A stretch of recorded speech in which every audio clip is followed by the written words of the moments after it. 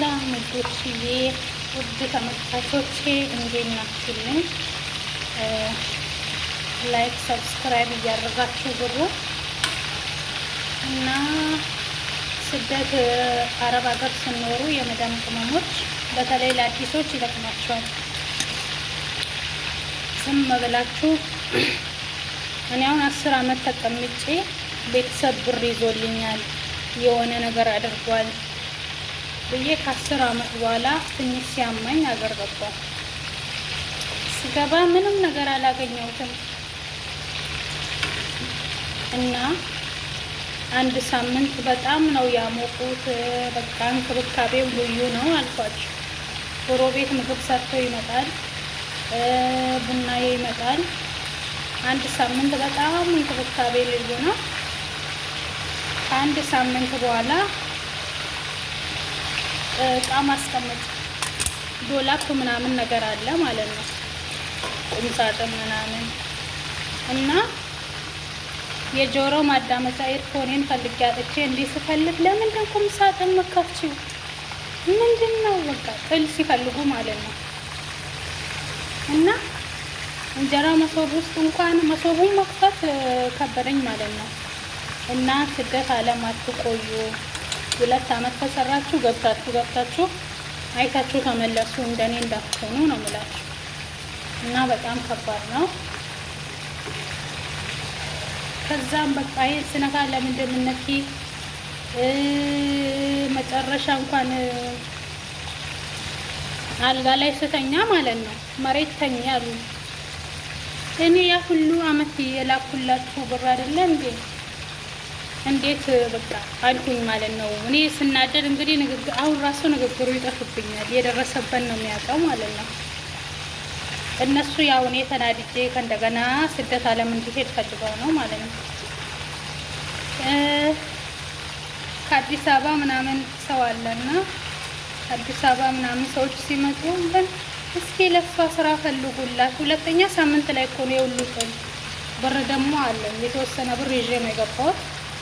እሷም ብር ያው እንግዳ ሲመጣ ቡና ምናምን እየገዛው ቆሎ እየበዛው እንትን እል ነበረ ማለት ነው። እና ረብሽ በቃ ትንሽ ነገር አሁን ያለው ዱባይ ነኝ። ትንሽ ነገር አንድ ቀን ጨው ትንሽ ከወንድሜ ጋር ስንጣላ ጨዎች ማለት ነው። እሷ ስትጨው የጎረቤት ሰው ሮጦ መጣና ሁሉም ለማን ነው የሚያገዝ? ለኢትዮጵያ ላሉት ነው እንጂ ለኔ የሚያገዝ የለም ማለት ነው። እና ገለልተኛ አደረጉኝ። ከዛን ከእንደገና ደግሞ ፕሮሰስ ጀምሬ ውጭ ሀገር ለመሄድ ብር የለኝም።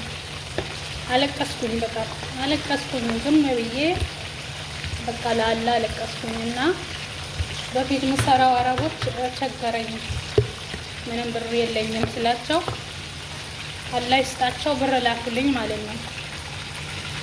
ላኩልኝ። ከዛን ብር ሲኖረኝ ደግሞ ያለው ፍቅር ልዩ ነው። ከእንደገና ስደት ዓለም መጣውና ብራችሁን እንዳለ ለቤተሰብ አትላኩ። እኛ እንደምን አረብ ሀገር ሆነ በጣም ነው የሚያወሩን። ወይኔ መች ነው የምትመጪ? ወይኔ ልንሞት ነው፣ እንዴት ነሽ? ፍቅርሽ ሊገለን ነው ምናምን። ስንገባ ሌላ ነው፣ ሌላ ሰው ሆኖ ነው የሚገኙትና ብራችሁንም ሙሉ ለሙሉ አትላኩ።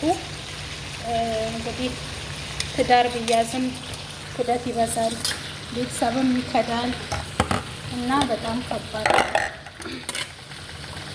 እና አሁን ሰው ለምን አግብተሽ የራስሽን ህይወት አትኖሪም ምናምን ይላሉ። እኔም ለማረፍ ነበር የገባሁት። ምን ለማረግ መጣሽ? ተመልሰሽ አትሄጂ? ወንድ ፈልገሽ ነው የመጣሽው? እና ምን ፈልገሽ ነው ምናምን እንደዛ ይላሉ ማለት ነው። እስኪ ሁሉም አገብቶ ትዳር ይዘው እየኖረ ነው። የኛ አረብ ሀገር የምንገባው አዲስ ነገር ተፈጠረ እንጂ ብንኖርስ ምን ችግር አለው? እንደዛ ብለው አንድ ነገር ሲያቆሙኝ እንደገና ወደ ስደት መጣሁላችኋለሁ። አረብ ይግደለኝ ብዬ እንደገና ወደ አረብ ሀገር መጣሁ። እንደኔ እድሜያችሁንም ጊዜያችሁንም ገንዘባችሁንም አባክናችሁ በኋላ ምንም ሰውም ለእናንተ አያዝንም። ምን ይላሉ? አረብ ሀገር ታማ እኮ ነው የመጣችው። ወላሂ እንደዛ ነው ያሉት። አረብ ሀገር ታማ እኮ ነው የመጣችው። ታማ አሳብዷት ገንዘባችንን በልተው ራሳቸው አሳብደዋት እኮ ነው የላኩ። እኔ አሁን የጠሉኝ የተነሳ አንደኛ ገንዘብ ያለውን ስጡኝና ልነግድ አለ። የምን ገንዘብ አሁን ብከስሪሳ ትከስሪ ያለሽ መክሰር አለ መነገድ እንዳለ ተመልሰሽ በምን ውጭ ሀገር በምን ትሄጃለሽ አሉ። እንደዛ ያሉ ብሩ መነሰነስ ያለ መጣ። በቃ ብሩ እንዲያልቅ ነው እንጂ እንድንሰራ በሀገራችን አይፈልጉም። ብሩ ሲያልቅ ጥሉም ይነሳል። በቃ ኧረ ስጡኝ ልነግድ፣ ኧረ ዝም በይ አንቺ እረፍት አድርጊ። ንግድ ደግሞ እኮ አያዋጣም ትከስሪያለሽ። እንደዛ ነው ያሉኝ ማለት ነው። ዱባይ ደግሞ በጣም ነው የሚሞቀው። ምግብ ነው የምሰራው ይሞቃል። እና ያን ጊዜ መመለስ አልችልም። 10 አመት ያሳለፍኩትን ጉልበቴን መመለስ አልችልም። አለፈ። አሁን እየቆጨኝ ነው እና እላችኋለሁ በ20 አመቴ ነው የሄድኩት ውጭ ሀገር ማለት ነው። በጣም ከባድ ነው እና ራሳችሁን ጠብቁ። ገንዘባችሁን ቢያንስ አካውንት ካላችሁ ከሌላችሁ አገር ገብታችሁ ከፍታችሁ ከእንደገና ወደ ሌላ ሀገር ነው እና እንደኔ እንዳትሆኑ እላችኋለሁ። ጊዜው በጣም እንትን ነው። ሰውን የሚክድበት ጊዜ ነው። እኔ እንጃ ምን ብዬ እንደምነግራችሁ አላውቅም። በጣም ከባድ ነው እና አበረታቱኝ። ወላሂ የመዳን ቤት ስራ በቃ ሰለቸኝ፣ በቃ ደከመኝ ከሙቀቱ ጋር ረረ እና እስኪ በዩቱብ ደግሞ ስራ ልስራ ብዬ ነው። ቢያንስ ሀገር ብገባ እንኳን በዩቱብ ስራ ይሰራለሁ ብዬ አስቤ ነው። እኔ እንግዲህ 10 አመት ሰርቼ የገባሁት በቃኝ አርፋለሁ ብዬ ነው የገባሁት። ግን እንግዲህ አላህ አልፈቀደውም። ልፊ ብቻ ነው ያለኝ እና እንደዚህ ደግሞ እናንተ እንድታግዙኝ እና እንድትረዱኝ እንድትተባበሩኝ የኢትዮጵያ ሕዝብ ፈልጋለሁኝ። ዩቲዩቤን ቪዲዮ የሚደርሳችሁ በሙሉ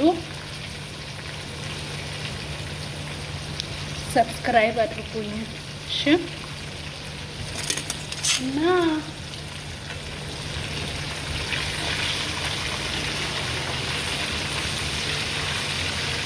እንባ የተናነቀኝ ነው ለማውራት ማለት ነው። በጣም ከባድ ነው። እንዲህ ተቃጥለን የምናገኘው ገንዘብ በጣም ከባድ ነው። ብቻ ለሌሎቻችሁ ትምህርት ይሆናችኋል። እኔ አሁንም እየሰራሁ ነው እንደ አዲስ ማለት ነው። ጤና አለኝ እየሰራሁ ነው። በዚህ ሰዓት አርፌ ወልጄ በሀገሬ መቀመጥ ነበረብኝ አይደል? እና ጓደኞቼ በፊት ሲመክሩኝ ከኔ ጋር የሚሰሩት አትላፊ ገንዘብሽን ይሉኛል እነሱ። ሙሉ ለሙሉ አትላፊ ተይ፣ ነገ መድከም አለ ተይ ይሉኛል። ኧረ ከቤተሰብ የሚበልጥ ነገር የለም።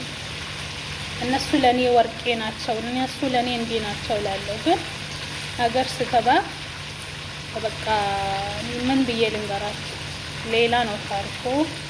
ለዚህ ራሳችሁን ጠብቁ። ፍቅር እንዳለ መጣላ፣ ስትጣሉ ደግሞ አውጥቷችሁ ውጪ ነው የሚጥሏችሁ። ውጪ ተከራይተሽ ውጪ። በምን ብር ልከራይ? ብር የለኝ፣ ገንዘብ የለኝ። አምኜ ገባው እነሱን ነው እና የአንድ እግር ሲያቆሙን ተነስቼ ወደ ስደት ዓለም መጣውላችኋለሁ። አረብ ሀገር የመጣሁት አንደኛ ሰላም ለማግኘት በቃ እየሰራው እየበላው ሰላም አገኛለሁ ማለት ነው። እና አዲሶች ራሳችሁን ጠብቁ። በጣም ከባድ ነው። እና ምንም ማለት አልችልም። صلي على محمد صلي على محمد ጸሎት አድርጉልኝ። ዩቲዩቤንም ሰብስክራይብ አድርጉልኝ። አው እናንተን ላስቸግር ከልቤ ነው የምጠይቃችሁ እና ራሳችሁን ጠብቁልኝ። በሰላም ሰርታችሁ በሰላም ለሀገራችሁ ያብቃችሁ። ማንኛችሁ በቤተሰብ እጅ ያላችሁም ሆነ አገርታችሁም ያላችሁ ቢያንስ በየ2 ዓመቱ ሀገር ገብታችሁ ብትመጡ ይሻላል እላችኋለሁ። ሁሉንም ነገር ታውቃላችሁ።